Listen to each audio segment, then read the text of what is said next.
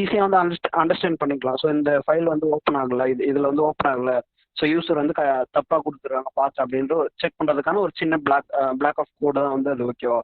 So next, so நம்ம pass பண்ணிட்டோம் எல்லாத்தையும், இன்புட் எல்லாத்தையும் பாஸ் பண்ணிட்டோம்.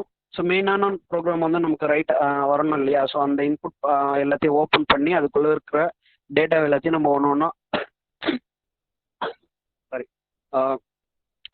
என்கோட் பண்ணி ப்ளஸ் டீகோட் பண்ணி அது கூட வந்து நம்ம கம்பேர் பண்ணி இன்புட்டாக கொடுத்த அந்த ஹேஷ் ஃபைலை வந்து கம்பேர் பண்ணி செக் பண்ணோம் இல்லையா? ஸோ அதுக்கான ஒரு ப்ராசஸ் தான், பிளாக் ஆஃப் கோடு தான் வந்து இது. ஓகேவா?